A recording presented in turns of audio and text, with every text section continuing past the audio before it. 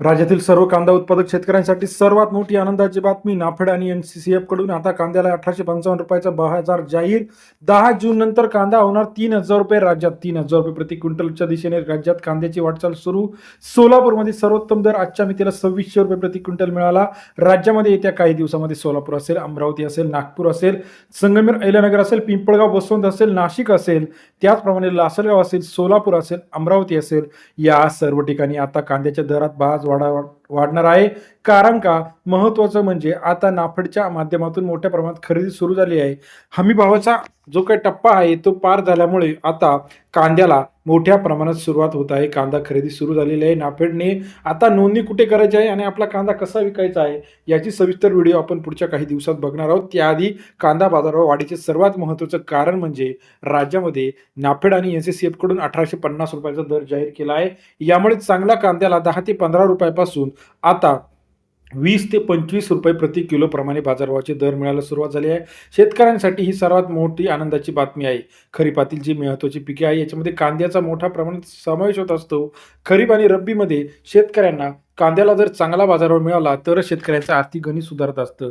यावर्षी कांद्याचं पीक चांगलं आलं आहे. सरासरी उत्पन्न वाढलेलं आहे. परंतु बाजारभाव जर 20 रुपये जरी सरासरी मिळाला तर शेतकऱ्यांना इथून पुढे आता फायदा होणार आहे. बऱ्याच शेतकऱ्यांनी कांद्याचा स्टॉक केलेला आहे.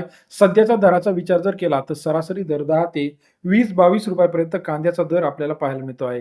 कोल्हापूर मार्केट असेल, अकोला मार्केट असेल, सातारा मार्केट असेल, नागपूर मार्केट असेल, पुणे मार्केट असेल, मलकापूर मार्केट असेल, वडूज मार्केट असेल, 10, 22, 25 रुपयापर्यंत सरासरी दर आपल्याला पाहायला मिळतो.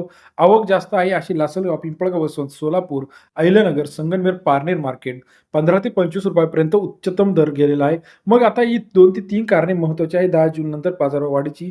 आता पावसाळा सुरू होणार आहे. कांद्याचे निलाव जो काय थोडासा कमी होणार आहे आणि बऱ्याच शेतकऱ्यांनी स्टॉक केले असल्यामुळे शॉर्ट पिरियडमध्ये कांदा हा लवकर बाहेर काढत नाही शेतकरी वर्ग.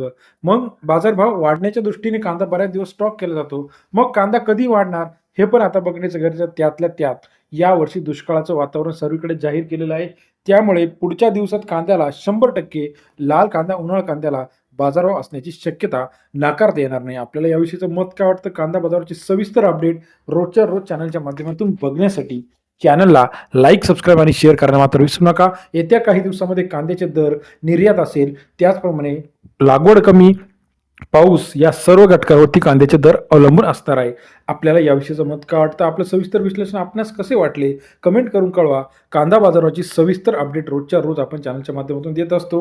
यामध्ये लासलगाव बाजार समिती, पिंपळगाव, बसवंत बाजार समिती, त्याचप्रमाणे संगमेर, अहिल्यानगर बाजार समिती, जुन्नर, नारायणगाव बाजार समिती या महत्त्वाच्या कांद्याच्या अपडेट्स आहे. चॅनलच्या माध्यमातून रोजच्या रोज कांदाविषयी सविस्तर अपडेट, त्याचबरोबर तूर, सोयाबीन, कापूस अपडेट्स जाणून घेण्यासाठी चॅनल लाईक करा, सबस्क्राईब करा, शेअर करा.